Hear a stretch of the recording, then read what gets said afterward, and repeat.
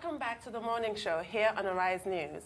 With just 5 days left to the governorship elections, the stakes are getting higher and higher for the seat of the Lagos State Governor.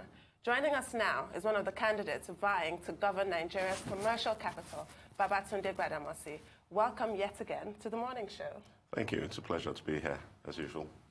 Now, last August, you described INEC as, quote, incompetent, corrupt, biased, and prejudiced, end quote, over what you describe as disenfranchisement of voters. That's another quote. What is your assessment now? What is your assessment? I'm asking after you. the elections? I mean, they've basically just proved me correct on every single point. I said they were biased, and they proved it with the fact that in the South, card readers were deployed and people could not vote unless, the card readers passed them to do so. In the North, card readers were not used. People just queued up, brought their cards and voted. You've had reports in the media, social media and traditional media, where officers, polling unit officers, INEC ad hoc staff, have come out openly and said that they were coerced into, allowing all sorts to vote.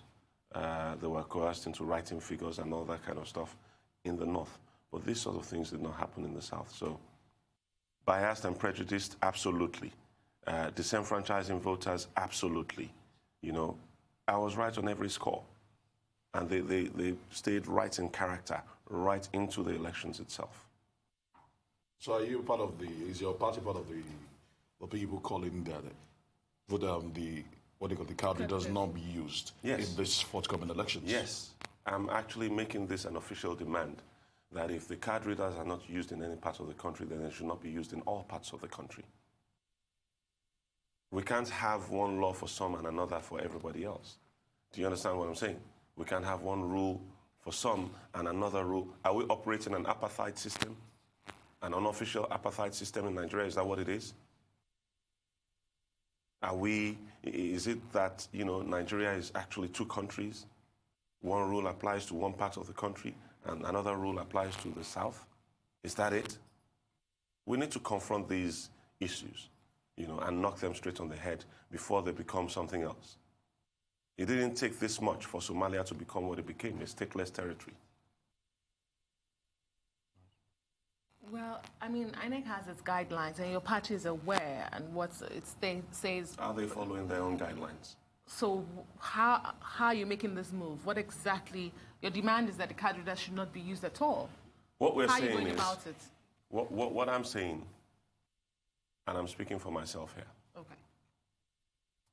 What I'm saying is we cannot have two countries in one. What the Buhari administration is doing is operating two Nigerias, one for the northern establishment and another for the South. You cannot have card readers not used in the North, and you impose card readers on people in the South. We can't have two systems and one country.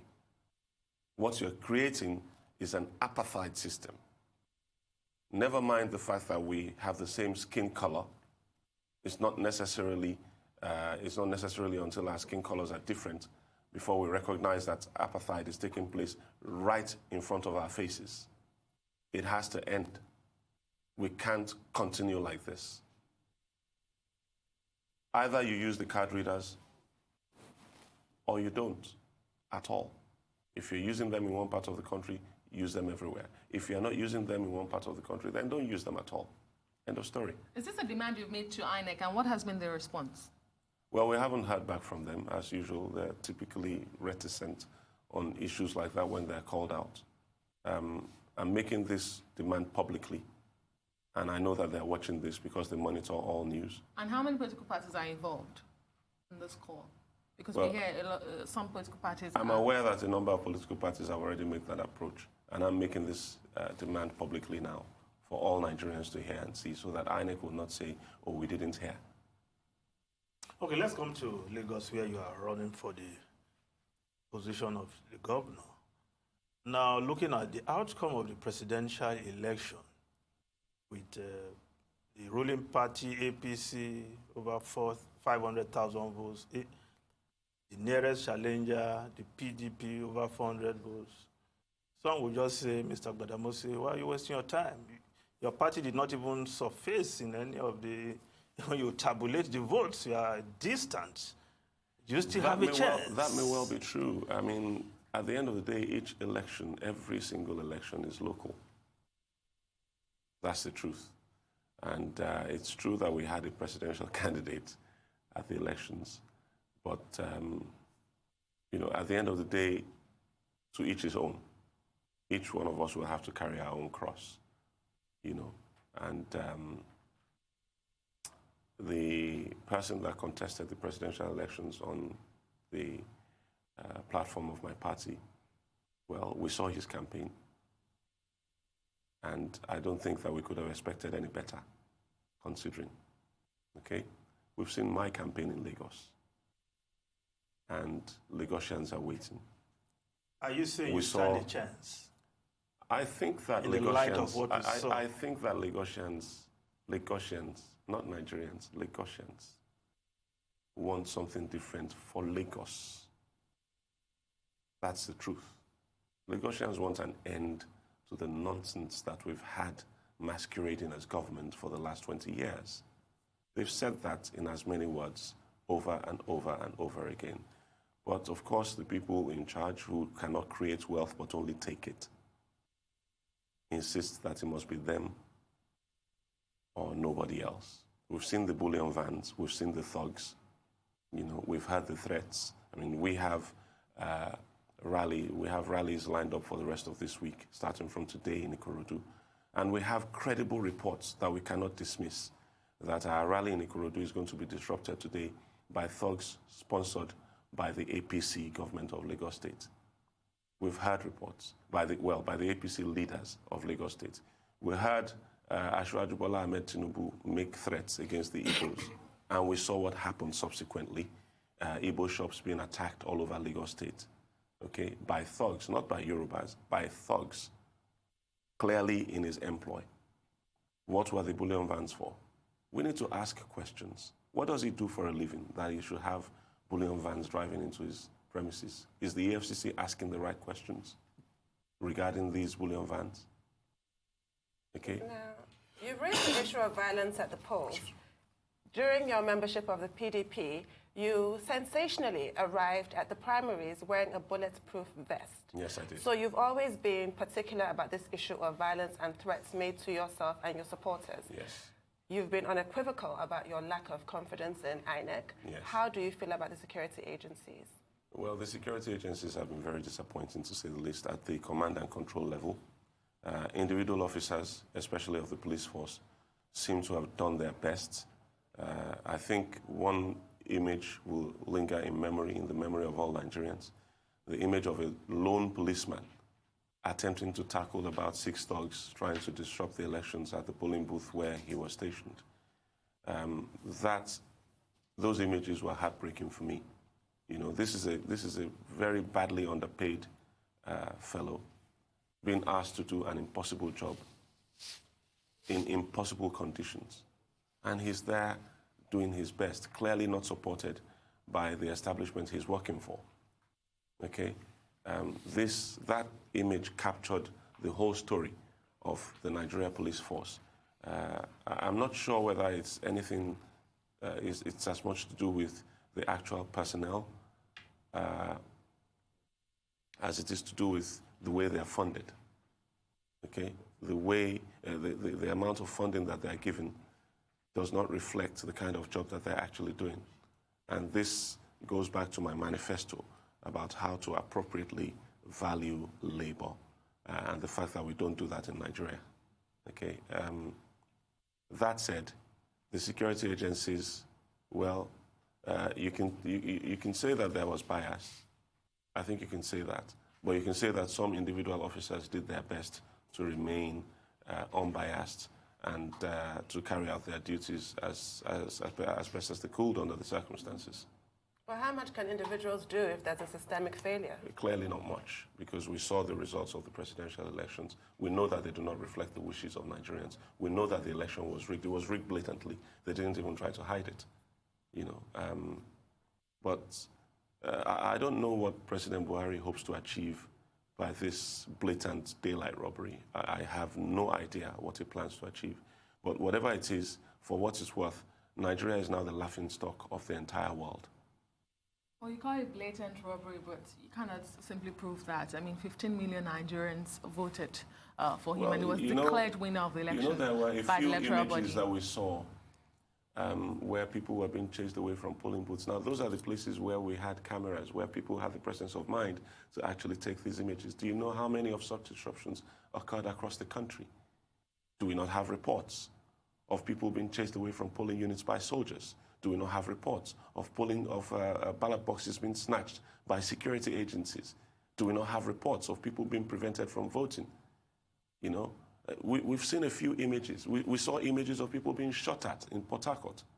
We saw these. And these are the few token images where people had the presence of mind to switch on their phone cameras. This was rife. It was the order of the day on the day of the presidential elections. And we assume that it's going to be the same. I mean, I'm expecting disruption at our rally in Ikorodu today because some APC people reportedly have threatened that, have actually primed some thugs to come there. They've given the orders to come to Ikorodu Town Hall to come and disrupt our rally. But I'm going to be waiting for them. We're going to be there. And we'll let the world see what the APC is up to in Lagos State. All right, so are you fearful that... I'm not fearful. With all what you've mentioned, yes, that there might be a high level of voter apathy come this weekend? I want to appeal to Lagosians that the last 20 years was child's play compared to what is coming if you allow the APC to get in again. Get out. Vote. If you do not vote, if you do not exercise your franchise, if you do not vote for your future, for the future of your children and your children's children, you will be voting for the APC to continue the rubbish that they've been doing for the last 20 years, the deprivation. You saw the scenes of civil servants collecting rice that was being shared by the APC, apparently the APC gubernatorial candidate the other day. Disgraceful scenes.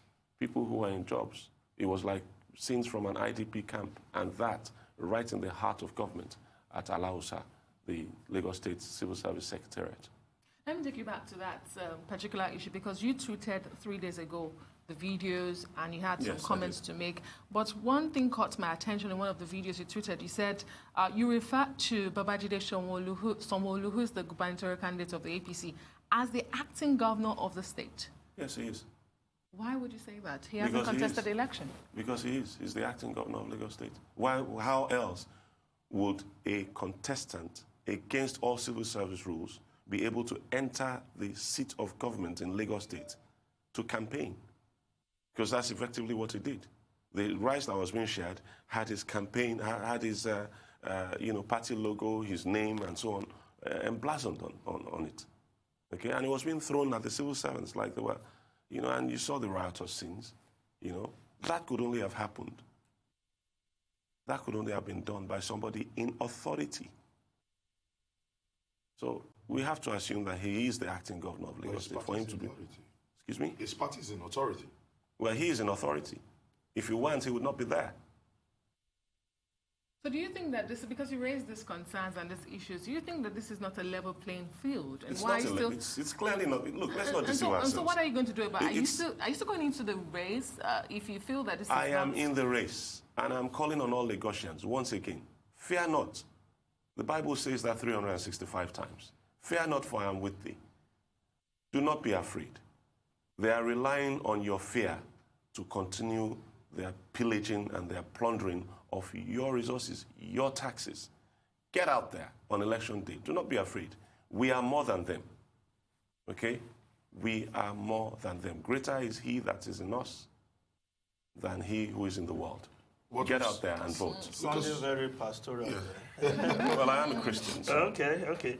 But looking at what has transpired so far, going forward, will you subscribe to we having a sequence of election that starts with the House of Assembly, governorship, and up? So bottom up. Bottom up instead of that's what the National Assembly presidential election starting first. The National Assembly tried to implement that, but President Buhari, typically of a tyrant, refused to assent to that. they amended the Electoral Act. He refused to assent to it, typically of a tyrant. A lot of the things that went on in these last elections were foreseen. I mentioned them prior to the elections, and the National Assembly responded to, the concerns of people like myself and everybody else. I mean, I wasn't unique in anticipating all these things that happened at the last elections. Everybody did anticipate them. And the National Assembly tried to respond to those reports by amending the Electoral Act. Did our president sign it? Did our reformed democratic president, did he sign it?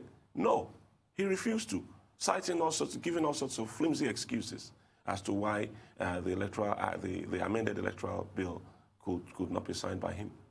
And I'm a bit sad that the National Assembly did not simply just force the issue and insist that, the Electoral Act, his veto be overturned.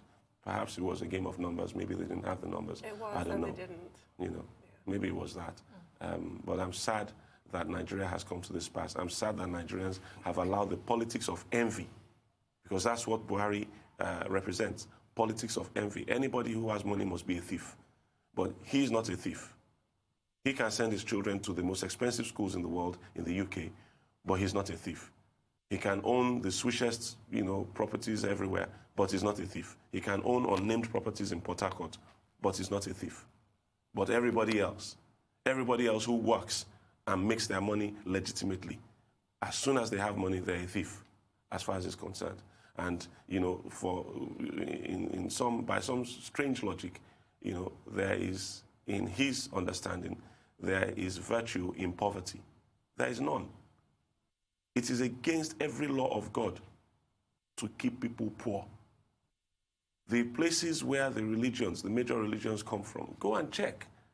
Saudi Arabia, do we have as much grinding poverty among the people as we have here in Nigeria?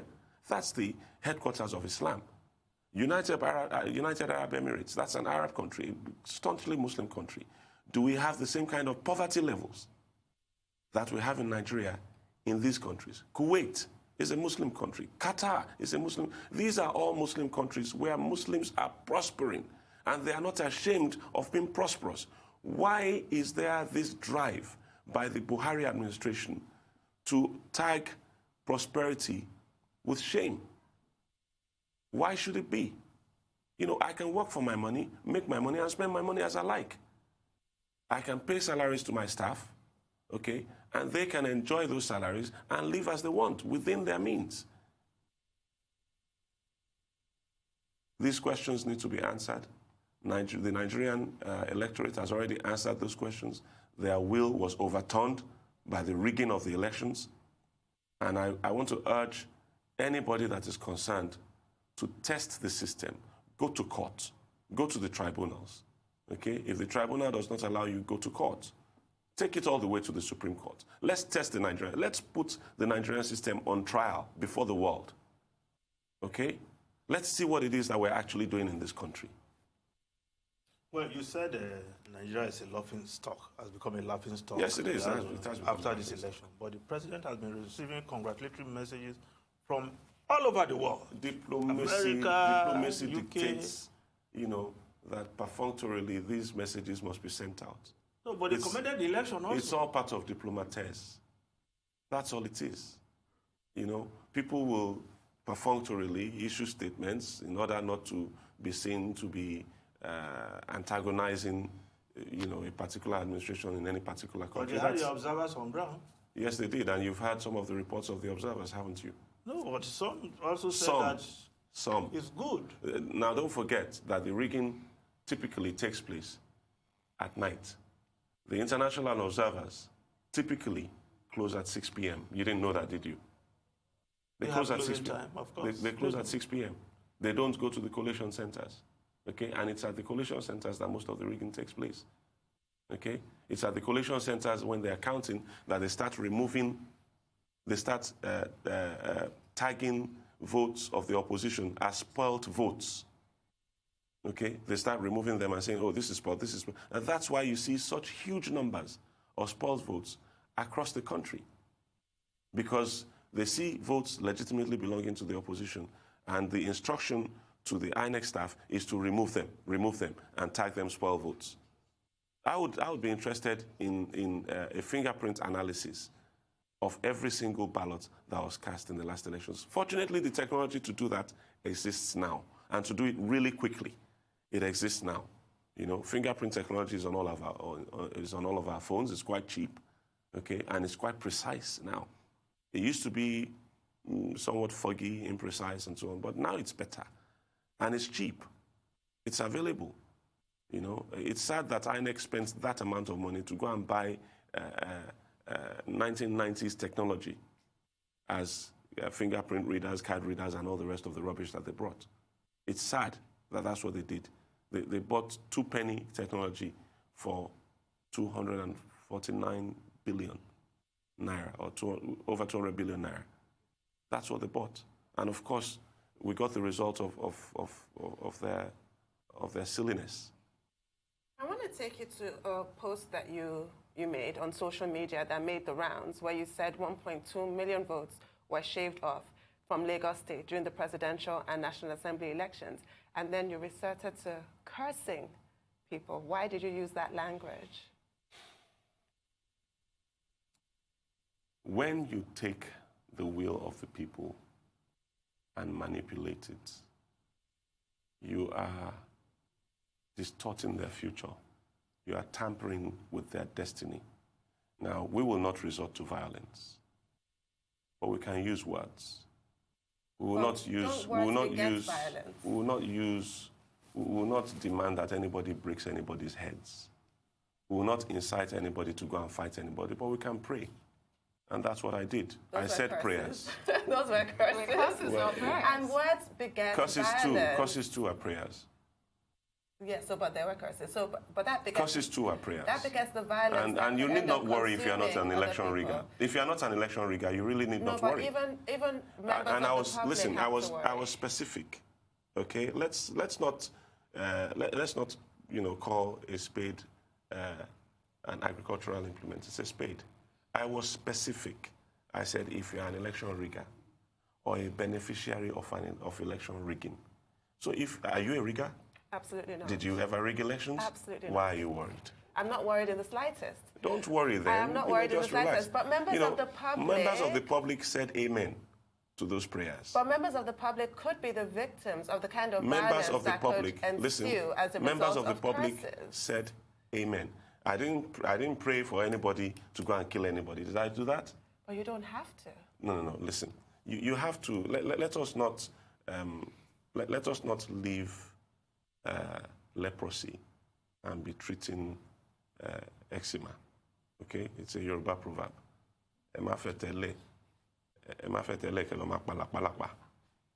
Okay, meaning do not leave the main issue and start treating something else. The main issue is election rigging.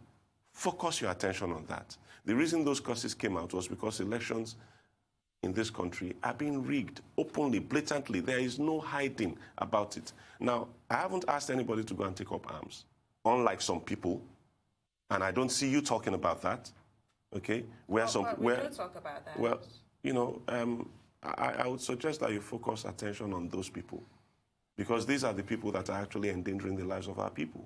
All I'm saying is, if you're an election rigger, you will not profit from that rigging. That's all. Mr. Gbadamosi, now, that's all. Looking at your main opposition, yes. Talking about Babajide Sanwo-Olu of the APC, he's been touching every nook and cranny of Lagos State. As we have. But not as much, because your posters are not being seen as much as his posters have been seen. Well, we don't have access to public funds the way he does. We don't. True. And we cannot spend money papering over the sun or the moon. But in all fairness, we can't do that. So we've started. If you look around Lagos State now, you'll see our posters all over the place. Mr. Sanwo-Olu was also in that chair, and he said he wasn't spending on the campaigns because you have just referred. You have made allegations that he's spending state funds. He would say that. He would say that. But we have reports that state otherwise. Well, okay, so where is he getting the money from? Explain to me. Goodwill of friends. Goodwill of who? Friends. Which friends? Donating. Which friends are donating in this atmosphere, in this economic atmosphere in Nigeria now, where people are going hungry? People are going 3-4 days without eating. Which friends? Well, so you've been quoted saying that to combat that and to probably try to level it up, you've decided to resort to social media campaigning. Would that be enough to drive the votes you need to win the election? 70% of the population of Lagos are people between the ages of 18 and 40. True. Majority of that number are on social media in one way, shape, or form. WhatsApp. I mean, we checked, and 2.7 million of the registered voters in Lagos are on WhatsApp. About 2.3 million of the registered voters who have actually collected their PVCs are on Facebook, okay? And then the other social media platforms are also there, in smaller numbers, yes, but they're there. So it makes absolute sense for us to be sensible in the way we deploy our resources, okay? We can't start from the beginning and start papering over everywhere and making a nuisance of ourselves so that people will dream and see our images. They will go swimming and see our images underwater and all that kind of talking like a businessman or a politician? I'm talking as both. I'm a politician. I hope to manage your resources, your finances, okay? And I can't spend money the way some people are spending money. I have to be sensible. And my campaign is a reflection of how I hope to manage your resources. Okay. There was a presidential candidate who boasted of 9 million followers on social media and got a paltry 30,000 votes in the general elections. I don't have that many followers. Just to say, social media doesn't win elections. Maybe so, but you know, we're talking about Lagos State, the most politically sophisticated state in Nigeria. Okay. This is the Lagos State where within 24 hours, without social media, okay, an election trend changed, completely reversed my many years ago when Otodela was elected as governor. Last time you were here, you talked about plans of a merger or coalition. Tell us, what's the situation Those with plans that? are still afoot. We're still working very closely. To the election? Yes. I mean, a few days to the election. I think a few days. A few days to the election. Now, look at it this way. I just mentioned the issue of Otodela. That happened in 24 hours flat, without social media, without GSM, without the communications, without the sophistication of communications that we have now. Okay, that was just word of mouth.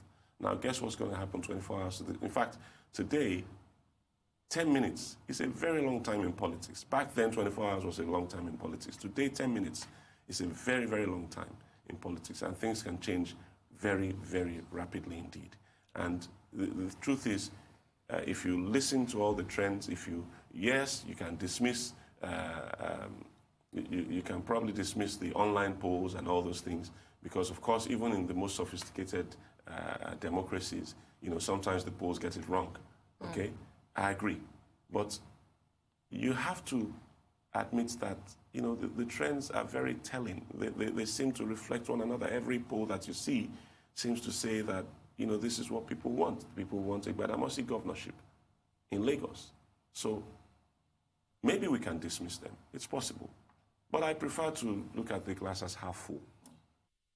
Okay, we're talking about the sophistication of the Lagos voters, which we are happy on. Now, 6 million registered voters, over 6 million registered voters in Lagos. Look at the turnout. You are talking about something being shaved off. Even if you add that... How many people do you think were disenfranchised at the last elections? Oh, but many people wanted to vote, but they couldn't vote. They couldn't vote because they were not allowed to vote by thugs. Some votes were cast and they were burnt. You saw that. And these were the images that you saw. What about the places where people didn't have the presence of mind to take pictures and images? Do you understand what I'm saying? Are you saying the turnout was impressive in Lagos? I'm saying that the turnout was I'm saying that the persons who collected their PVC. The number of votes that we saw was not reflective of the number of people that actually turned up to vote. End of story. That's what I'm saying. You know, you saw people being chased by thugs, and I'm saying to Lagosians, defend yourselves at the next elections. If anybody comes at you, come at them. You know, and the authorities, the security agencies, well, be up and do your jobs for a change. I know that the conditions are very bad. I know that your service conditions are really, really bad. I know that things are tight. But this is about you too. This is about your future. This is about your children's future as well. Okay? So do the right thing for a change. And let's stop these people from, you know, circumventing the will of the people for a change. Let's try it and see whether we'll get a new Lagos State or not. Between February 23 and now after those images you saw, especially in Lagos, have you interacted with the security agencies? as to how they are going to forestall this? You talked of insecurity. Talks are ongoing. Because you are saying they should defend themselves. Talks. Well, you are look, saying if somebody Nigerians comes at you and punches you in the face, you have two options. You can either run or fight. You can run away. That is what I said. That's what I said. You fight and run away. You have two options. Another day. I said you have two options. Perhaps you didn't hear me. You can either run or you can fight to defend yourself. Okay? This is not about aggression. This is about saving your own life. If you are cornered, if you are caught in a sharp corner and you cannot run, then you have no option. You have to fight your way out of the situation. Do you understand what I'm saying? So it's one of the two options. You can either fight or fly. Choose one. Well, we pray it won't come to that. It has already come to that for a lot of people. You saw people running away at the last elections in, I think it was in Okota. Okay, this happened also in Aguda. This happened also in Isolo. And in all of these places, there has been violence since the elections. People were threatened. They said Igbo people must not vote for a certain candidate, or Igbo people must vote for the APC, and that if they were not going to vote for the APC, they will not be allowed to vote. Okay? And we've been seeing since then, and we've been hearing reports of people's shops being locked up, them not being allowed to, carry on their normal business, and the authorities are just looking the other way like it's not happening. And this is in a trading city. Traders are not being allowed to trade. What are we up to? What's going on? What is wrong with us? Are we okay? I think the answer is yes, we are. But the people who we've left in charge of Lagos are clearly not. Well, it's not just the politicians, because perhaps the talks you are talking about are taking a cue from what they heard from higher quarters some time ago, when people were threatened that they were pushed into the lagoon for trying to vote for perhaps a Yoruba candidate of another party. And that statement is still there in the air. I'm not sure it was withdrawn. Well, each and every person... It was. And apologized for, yes. Each and every person Funny how has that their never own made the cross. rounds. Each and every person has their own cross to bear. And at the end of days, we will all stand before God and explain our role in this world. I thought that was the root of some of these...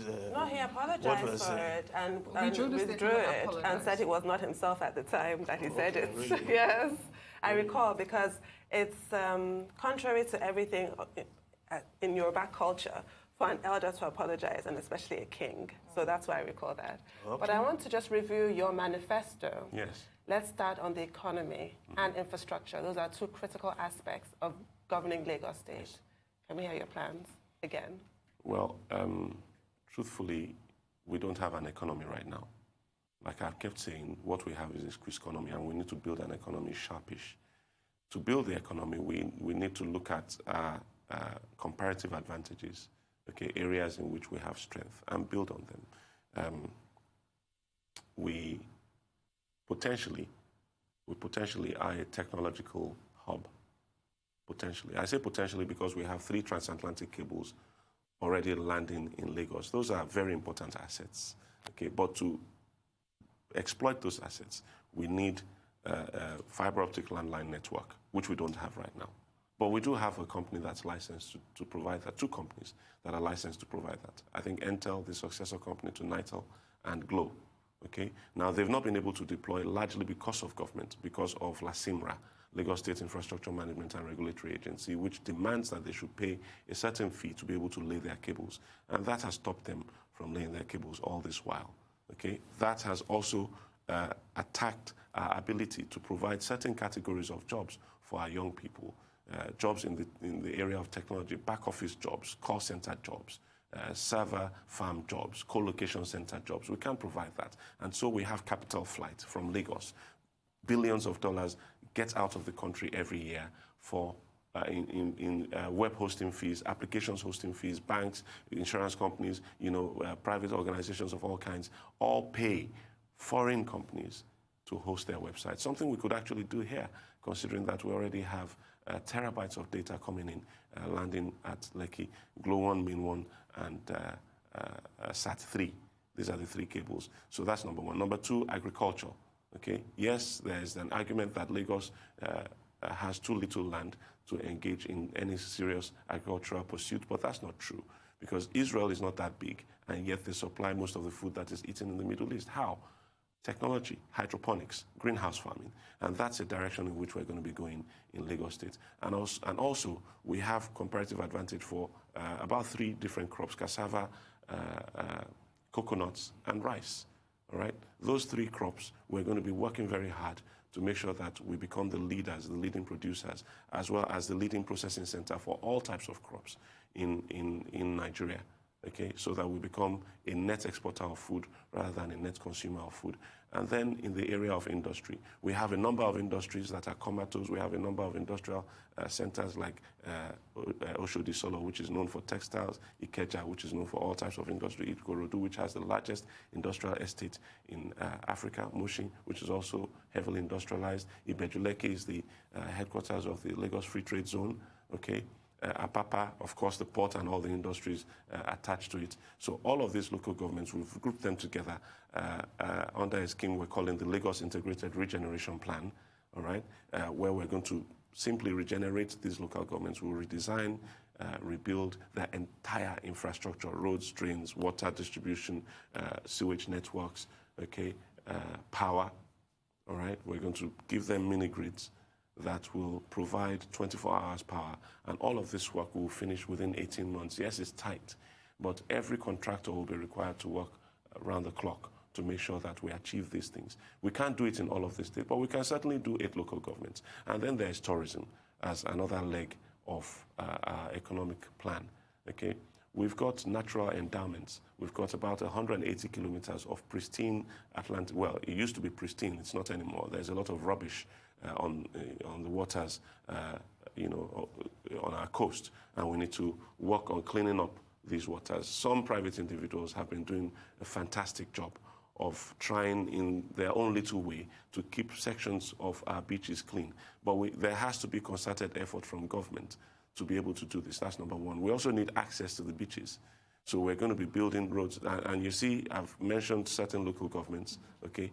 The 3 local governments that straddle the coastline, Badagry, Etiosa, and Ibejuleke, are part of the Lagos Integrated Regeneration Plan local governments, okay? We're going to be giving access to the beach. We're going to be, you've seen the Eco-Atlantic City. That alignment where the Eco-Atlantic City stops on the Atlantic, we're going to keep dredging. We're going to keep pumping sand. All the way, reclaim the entire coastline, right to the alignment of Eco-Atlantic City, okay, all the way to the end of Lagos State. So that this issue of, some people have and some people have not, where Eco-Atlantic City is flourishing and Alpha Beach is eroding, that's going to end, okay? We're going to reclaim more real estate, and we're going to build the coastal road, 10-lane coastal road, all the way from Eco-Atlantic City itself, all the way to Odeomi on the border with Ogun State. We hope to finish that work in about 18 months flat, okay?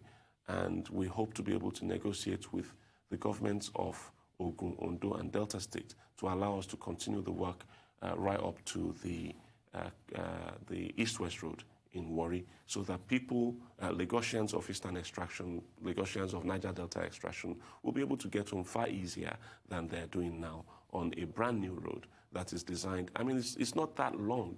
China recently built an over 2,000 kilometer highway, okay, and they finished it in 6 years.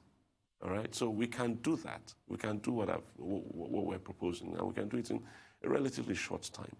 All right, the technology exists and it's cheap. Okay, the faster you actually do your construction work, the cheaper the project becomes.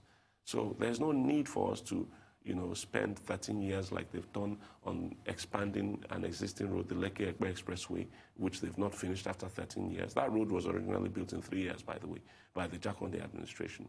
So we've become used to mediocrity in Lagos, and we need to jettison that completely. So we've talked about agriculture, we've talked about technology, we've talked about industry, and now entertainment, and we've talked about tourism. Entertainment is one area where Lagos has definitely a very vast comparative advantage over anywhere else in Africa, okay?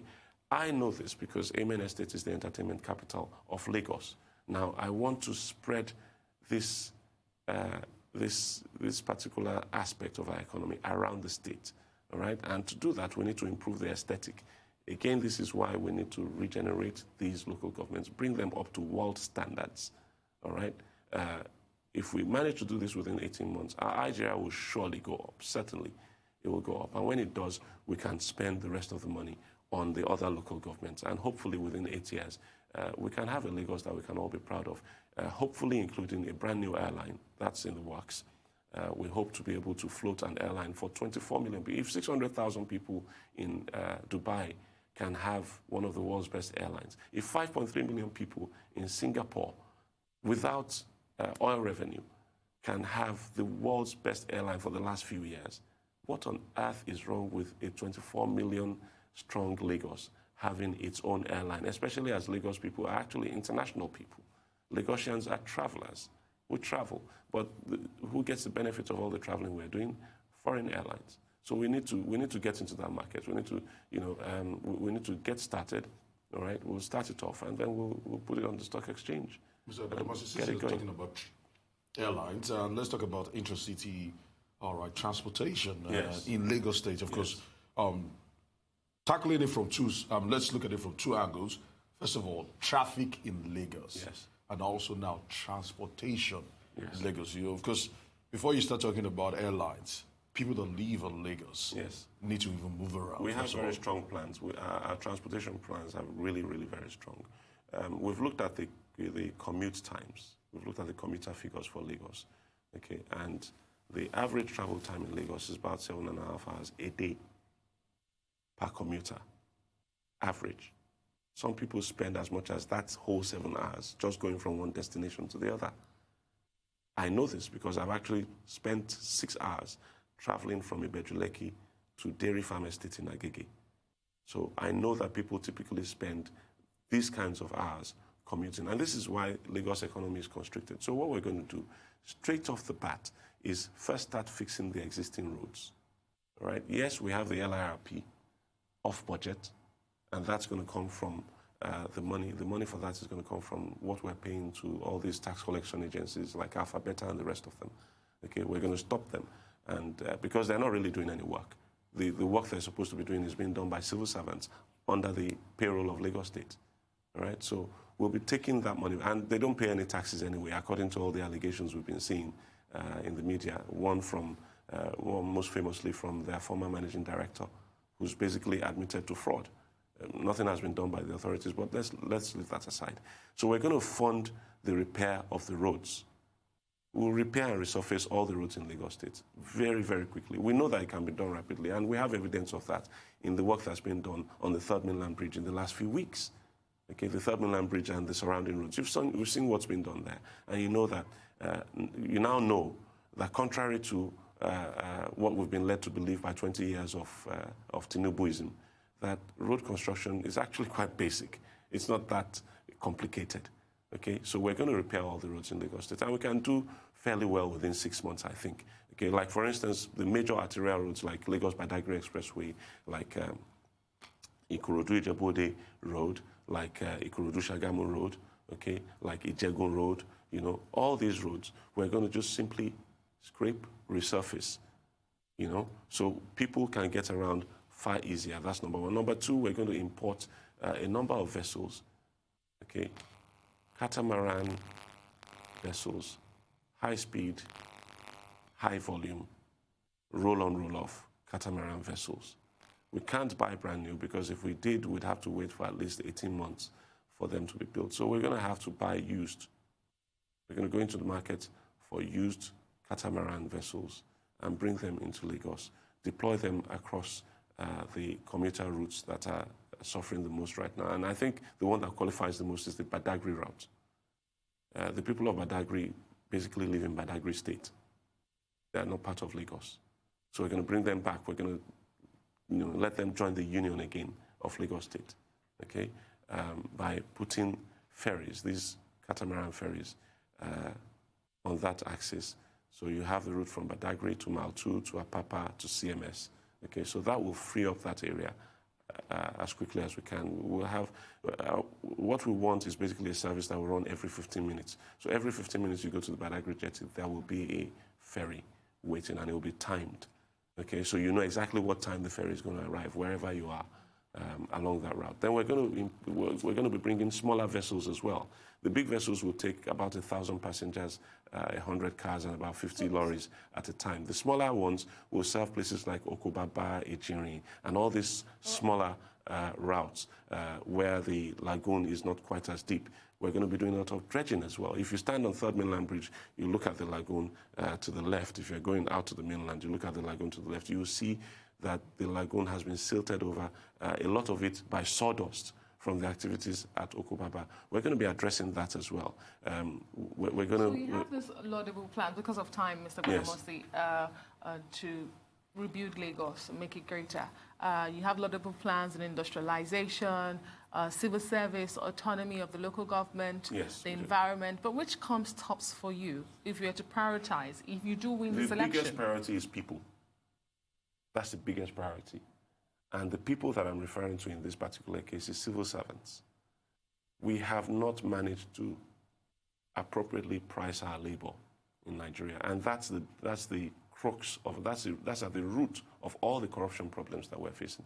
And it's at the root of all the problems we're facing, okay, in Nigeria. So we're going to address that very, very quickly. That's our main priority, number one priority as soon as we enter government. We'll be reviewing public sector wages across the board.